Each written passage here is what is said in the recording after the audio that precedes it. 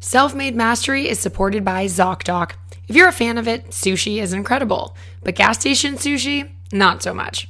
Finding the right sushi makes all the difference. The same goes for finding the right doctor. With ZocDoc, you can find the right doctor for you in your network and in your neighborhood. Good health is priceless, and over the years, I've realized just how important it truly is to find a doctor you like and trust. That's why I use ZocDoc. ZocDoc is a free app that shows you doctors who are patient-reviewed, take your insurance, and are available when you need them. On ZocDoc, you can find every specialist under the sun. Whether you're trying to straighten those teeth, fix an achy back, get that mole checked out, or anything else, ZocDoc has you covered. Not only that, but ZocDoc's mobile app is as easy as ordering a ride to a restaurant. Search, find, and book doctors with just a few taps. Plus, read verified patient reviews from real people who made real appointments. Every month, millions of people use ZocDoc, and I'm one of them.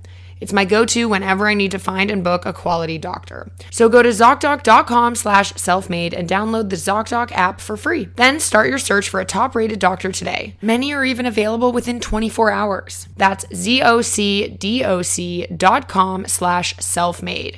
ZocDoc.com/selfmade.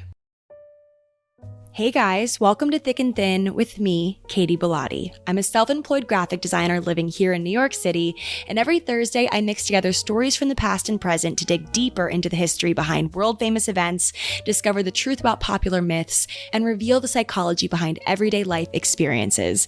So with your favorite cocktail in hand, join me and subscribe to Thick and Thin for free today on Apple Podcasts, Spotify, or wherever you get your podcasts so you don't miss out on new episodes. Check it out. Hello, everyone, and welcome to part 3 and the final episode in my 3-part episode series on the science of habit. This is episode number 88, the only way to change bad habits. So in today's episode, we'll discuss why you can never truly get rid of a bad habit, but how you can overwrite and change them. Don't worry, there is a way. Stay tuned. You're listening to the Self-Made Mastery Podcast, your ultimate guide to total transformation. I'm your host, Adrienne Finch, and I believe wholeheartedly that anyone from any background can create and live their dream life. And the best part is, you only need one thing to start, your mind. So join me here every Wednesday on this transformative journey to master your mindset and unlock your greatest potential. Let's go!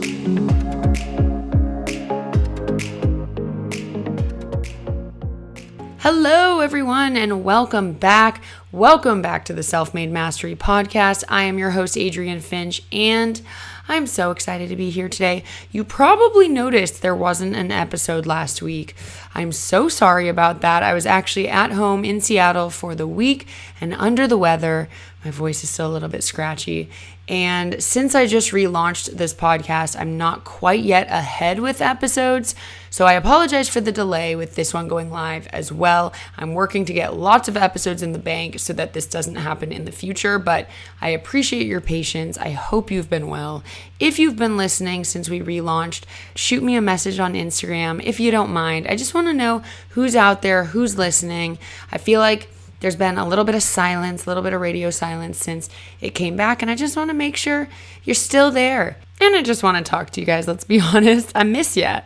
But I appreciate your patience, and I hope you've been well.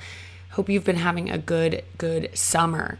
So like I mentioned, this is the final installment in my 3-part episode series on the science of habit, though I'm not finished with the book yet, so I can't guarantee there won't be another habit-related episode or two. I mean, actually, there will be plenty of those in the future because you know me, I love habit building, habit forming, all of that stuff. But as a quick refresher and a reminder kind of as to what we've been talking about the past 2 episodes, in part 1, we learned how habits actually work. We learned about the habit loop, which explains how habits work and what is actually happening in your brain when we engage in an automatic behavior.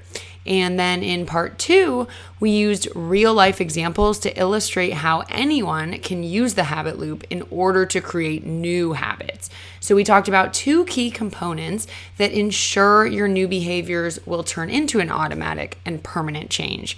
Number 1 being craving. So you have to actually cultivate a craving for the reward on top of the reward just being there. And, the craving has to be so strong that your brain starts to actually anticipate the reward just by seeing the cue. That's how that craving works.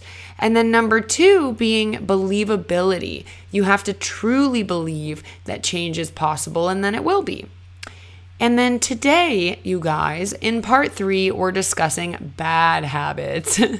So we've talked about how habits work and how to start new habits. Today, we're talking about bad habits and the idea that bad habits can actually never truly be extinguished. Wait, what? I know that sounds like very scary. It was scary when I first read that. But don't worry, we may not be able to extinguish bad habits, but we can overwrite them and we can change them and we can transform them into not so bad habits, which is exactly how the greatest transformation will occur within you. I can guarantee that, okay? So once again, these all are coming from the book that I'm currently reading called The Power of Habit: Why We Do What We Do in Life and Business, which I'll link in the show notes if you're interested. I highly recommend. I'm also kind of giving you the cliff notes, so I don't know, your decision. So first, we're going to talk about how to change a bad habit. We're going to break it down with some examples later on, but first, we're just going to talk about how to actually change a bad habit. We've all had bad habits, and I'm sure we've all attempted to change them before. Maybe you still have some bad habits. I know that I do. I definitely need to change some of them. And maybe your attempts to changing them have worked. Maybe they haven't. But today I'm giving you the foolproof formula. So actually the only way that you truly can create that change, that you actually can change those bad habits. And it all comes down to, you guessed it, the habit loop. So, step 1 to changing a bad habit is identifying the habit loop. So remember, in order to break down a habit, we have to identify first the cue that prompts the behavior. So what's the first thing you see or do that triggers that automatic behavior? Try to identify that. So seeing a box of donuts might be the cue that begins the craving for a sugary treat, right? You know what's in that box. You see the box. You all of a sudden start craving the reward that it gives you, and you engage in the routine of eating the donut. It's kind of funny to talk about eating donuts in such a scientific way, but it's real. Or in that other example we used last episode, seeing your workout clothes set out by the door when you first get home from work is the cue that it's time to go for a jog around your neighborhood, right? Or a smoker feeling a desire for stimulation could potentially be the cue that launches them into the routine of grabbing a cigarette and heading outside, right?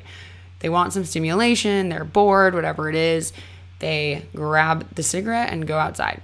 So we need to identify the cue that prompts the behavior. We then need to identify the routine or behavior that actually happens. So this is the easy part. It's the action you actually are doing, the thing that you want to learn or the thing that you wish you didn't do, the good habit, the bad habit. It's the thing that will become automatic, an automatic behavior. It's truly the meat of the habit. And then lastly, we need to identify the reward. So what is the feeling you get after completing the behavior? So when we're thinking about this habit loop in terms of bad habits, right? What feeling are you getting from doing the thing? Is it satisfaction? Is it endorphins, happiness? Is it a good physical feeling? It's not always easy to break down the habit into cue, routine, and reward. It's kind of difficult, honestly, which is why we aren't super good at changing habits, and why it doesn't come so easily to a lot of us, because we can't really, easily identify those sometimes. And that's where a lot of the work and practice has to come in.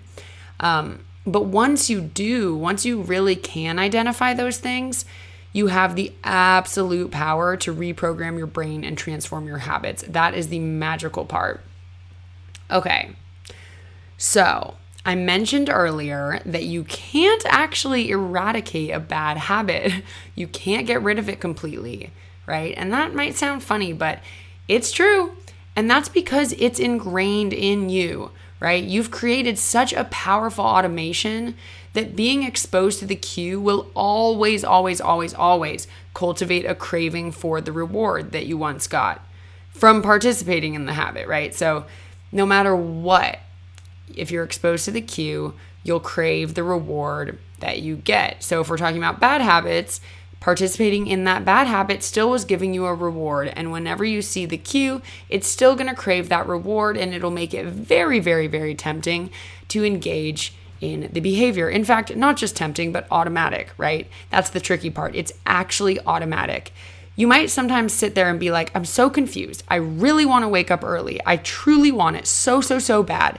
And then every morning, I just end up snoozing my alarm. I'm confused. I don't get it. It's like I'm two different people. I really want to wake up, but then I choose to snooze my alarm. It feels like a robot has taken control of your body, and I get it. It's because it basically has. You've actually created this insanely powerful automation, and it's really, really, really, really hard, actually impossible pretty much, to like unlearn that. It's very, very hard to undo the habit that you've already built. And along with that, because you've created such a powerful automation, being exposed to the cue will always, always cultivate a craving for the reward, right? We already said that. So as much as I wish this were not true, you can't control the cues. So let's say, you're an alcoholic who has gotten into the bad habit of using alcohol to cope with stress.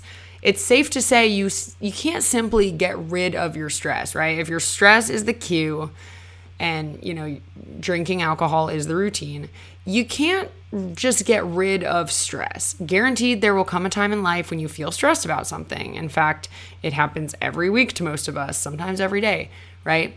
Or if you get tempted to text an ex whenever your song comes on or something, right? Like, sure, you can decide you're never going to play that song, but you can't control if it comes on the radio or plays at the mall. So you can't control the cues. The cues are going to be there. They're just going to be there. And you can't rely on the cue not being there as the only way to not engage in the habit, because chances are you're just going to run into it. And then you certainly can't change the reward you feel afterwards, right? Chances are that buzzed feeling that alcohol provides will continue to help you feel less stressed. Or eating a sugary donut will still feel so satisfying and be delicious. I can attest to this, right? It's not like you're just going to wake up one day and decide that you don't like donuts, or decide that you actually don't like the feeling. Like, no, it's not going to work that way. The reward will still always be there. So if you can't control the cues and you can't change the reward, you can't truly eradicate bad habits, right? Because they're going to be there. The cue is going to be there. The reward is going to be there. But here's where the hack finally comes in. You can overwrite it. You can change it. You can change the habit. Can't get rid of it, but you can change it. And how do you do that? By keeping the same cue and delivering the same reward, but inserting a new routine. So that's the rule, okay?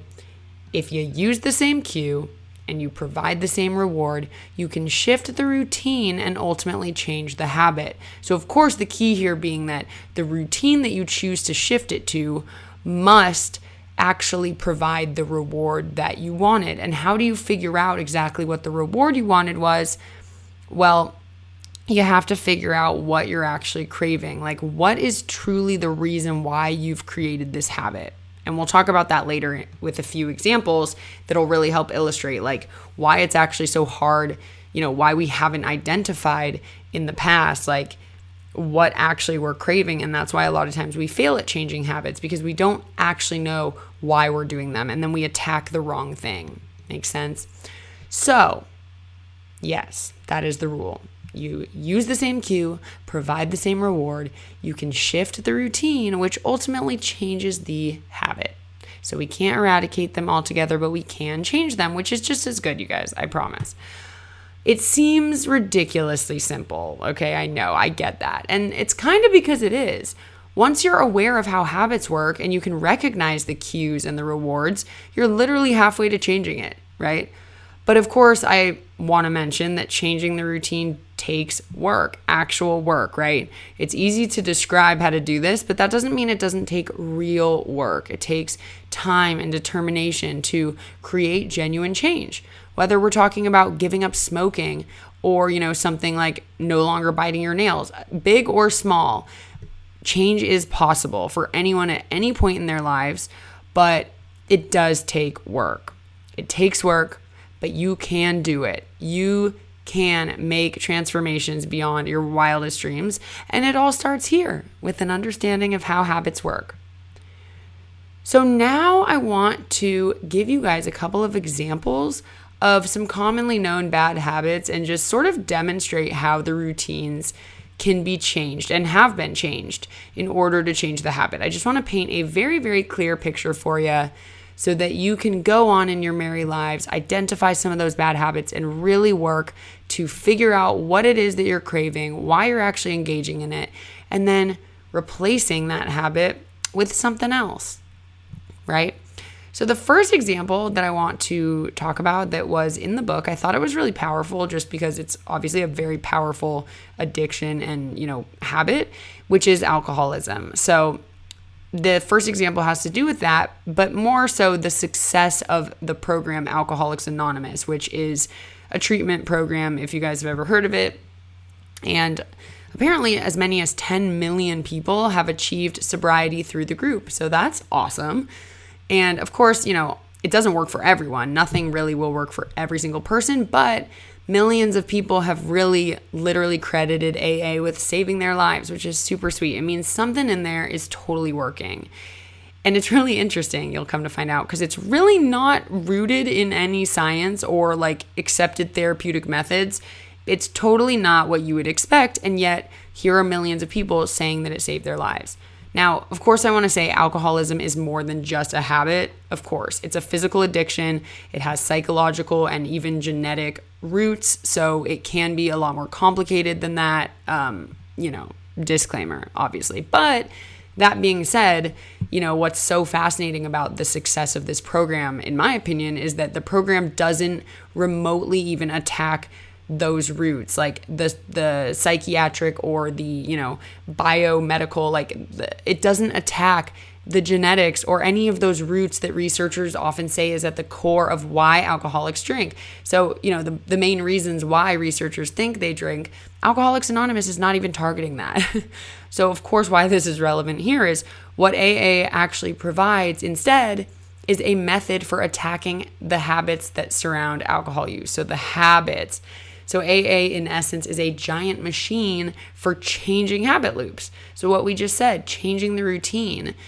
And it succeeds because it helps alcoholics actually use the same cues, so being stressed or needing an escape or, whatever it is, and get the same reward, meaning they feel good, they feel less stressed, they are relaxed, or whatever that reward is.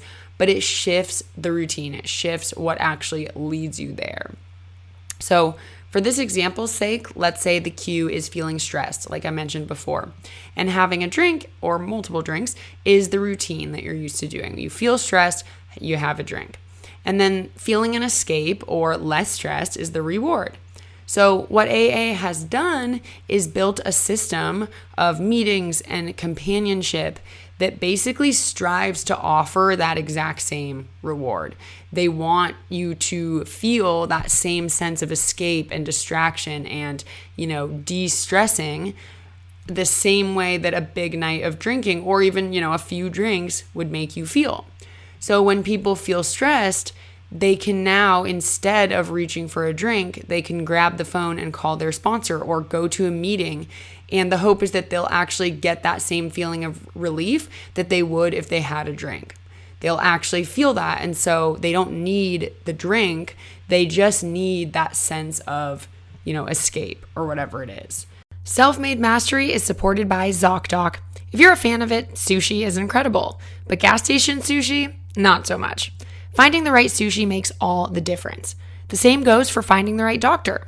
With ZocDoc, you can find the right doctor for you in your network and in your neighborhood. Good health is priceless, and over the years, I've realized just how important it truly is to find a doctor you like and trust.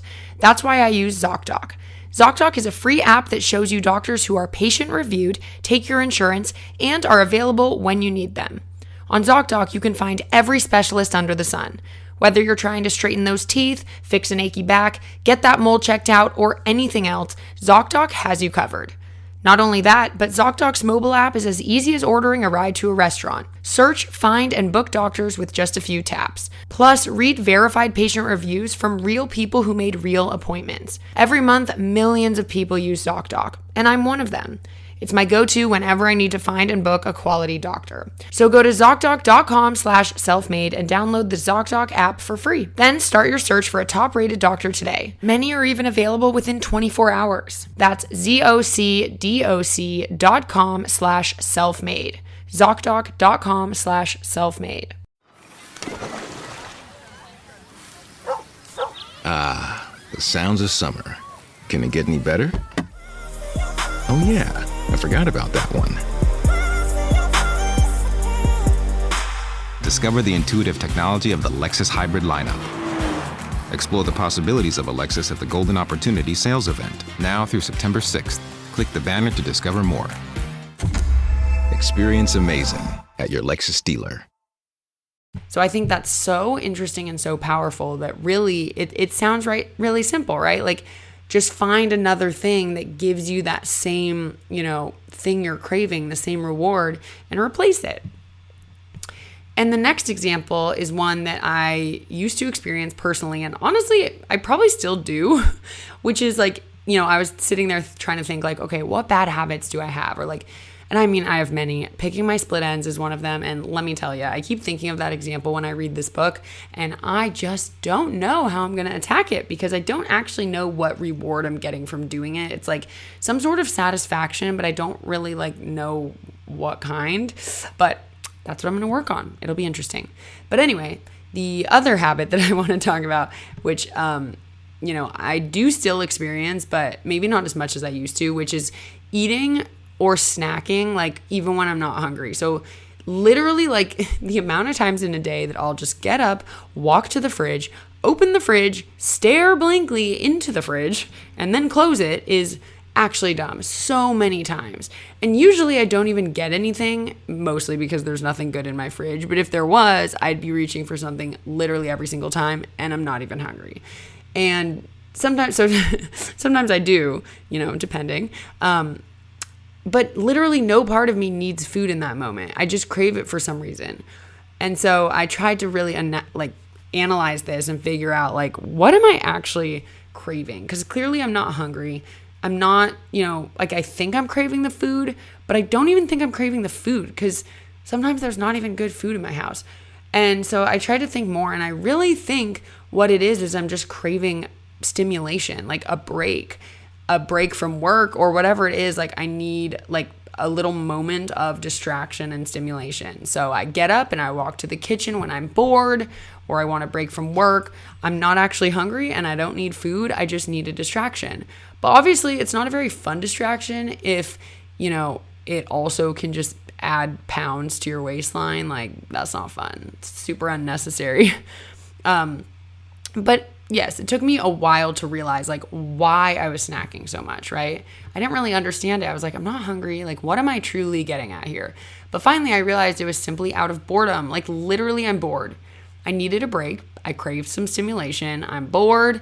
So now I recognize that, and because I recognize that, I'm going to actually do this experiment and try replacing the snacking with going on YouTube for a few minutes or taking a walk around my apartment, something that gives me a little break, and hopefully I'll get the same reward that snacking was giving me, right? And when you kind of put it like that, though, it just makes a lot of sense. When you sort of realize why you actually are engaging in certain bad habits, all of a sudden a light bulb just kind of goes off and you're like, oh my God, that makes so much sense.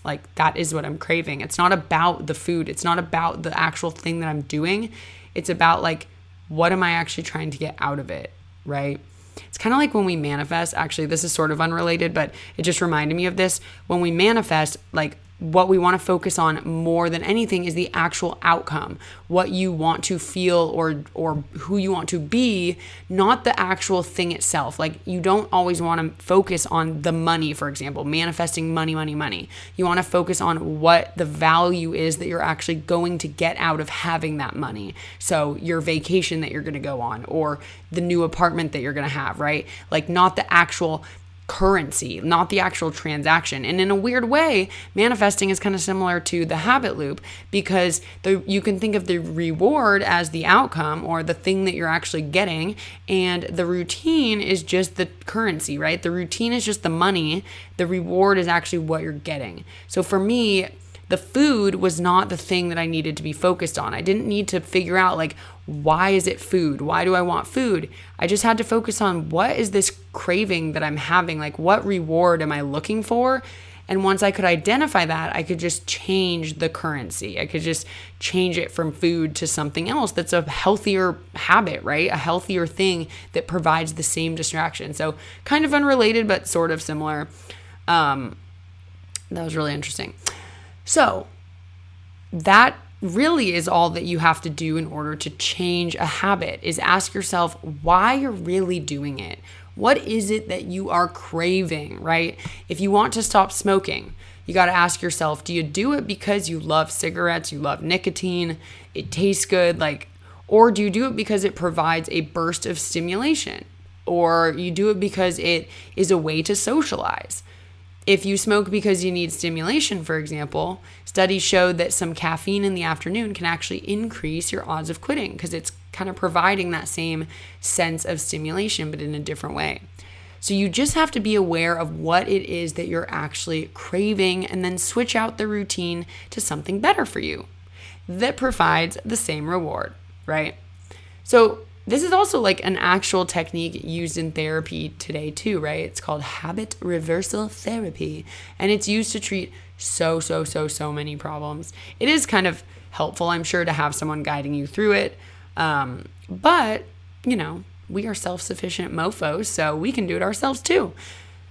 Okay, so ladies and gentlemen, this, is a lot shorter of an episode than usual, but it's fine. There's a lot in here. Your homework is to go practice this. But to recap, now we know that if you want to change a habit, you must identify what it is you're craving, and then keep the same cue, insert a new routine that delivers the same reward. That is the golden rule, is change the routine. Keep the front and the back the same, change the middle. Keep the cue, change the middle to something else that will deliver the same reward that the bad habit did, right? We also know, per the last episode, that you really have to believe that change is possible. It's an absolute must. Believability is so important for all of this to work too. Because if you just change the routine, but you don't really think it's going to work, you're just going to fall back into your old habits. You're going to be like, well, I like donuts more than I like calling my mom, so I'm going to eat the donut, right? You have to believe that change is possible. And one way to increase your belief is to join up with a group or a person, just finding some form of accountability, another person that you can talk to, or, a group of people you've actually seen change, so that it gives you hope that you can change, right? Because change can happen for you. I promise. I have seen it work in my own life. I have seen it work in so many other people's lives. This book gives so many examples of people who have completely 180 changed their lives, like gone from being in debt, being unhealthy, smoking, not working out, blah, blah, blah, to like running marathons and being rich and like all these things. And it seems too good to be true, but it is not. And remember, I didn't touch on this a lot, but I talked for a second about keystone habits. So the fact that some of these habits, once you change them, are sort of these keystone habits that spark kind of this ripple effect of other habits changing, which is why oftentimes you see people make such big transformations, right? It's not just like, oh, I started working out. It's like, I started working out and I got better at my job and I started, whatever, all these different things that lead to this big transformation. So that's the other amazing, powerful part about all of this, is that just practicing and changing one habit, one small thing, you don't even know the possible results that can bring you. You don't even know what else is possible just from having changed that one. And you may not even be conscious of it, but you may be changing so many other habits just from doing that one. I know that happened to me when I started going to my workout classes. It completely rewired the way that my brain believed I could make changes, and other changes started happening so much more easily because I had done that one. It's pretty crazy, but it can happen for you, right? So this is some really, really powerful stuff. And when you put it to work intentionally, it literally has the ability to change your life. So let's challenge ourselves this week or whenever, in the upcoming months, to change one habit, okay? Big or small, so that we can get a feel for how the process works and actually see it work right before our eyes. Because also proving to yourself that it's possible by doing it with something really small and perhaps easier also helps increase your believability. You're proving it to yourself. You are seeing it happen right in front of your eyes, which makes tackling a bigger habit change a little bit easier, right? You know it's possible. And that's why when I teach manifestation, I have people start with something so small, like a feather or a butterfly, just something with no emotional ties or any high stakes, because then they can see that actually work and start believing that it's possible. Oh my gosh, this really does work. So now I'm going to do something a little bit bigger and a little bit bigger. So that really, my friends, concludes this episode and part 3 on the science of habit. I hope this was helpful. I find this stuff so fascinating and just so powerful. It's incredible what we can do to our minds, the changes that can occur when we just open ourselves up to them. So I really hope you enjoyed this episode. Please let me know. Give me some feedback. Hit me up over on Instagram at selfmademasterypod. I want to hear from you. I've been really enjoying being back. We're back with a new episode next Wednesday. And happy September, by the way. But yes, I'm here. I'm around. I hope you guys enjoy. Subscribe if you aren't already. Tell a friend. Or hit me up on Instagram stories so I can repost you. But that's it for today. You guys are the best. Thank you so much for listening. And I'll see you in the next episode.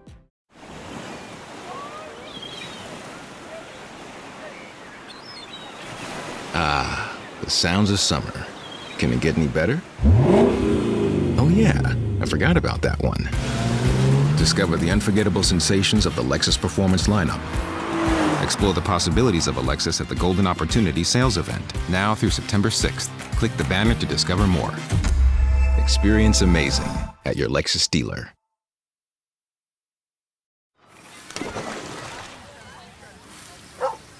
The sounds of summer. Can it get any better? Oh yeah, I forgot about that one. Discover the intuitive technology of the Lexus hybrid lineup. Explore the possibilities of a Lexus at the Golden Opportunity Sales Event, now through September 6th. Click the banner to discover more. Experience amazing at your Lexus dealer.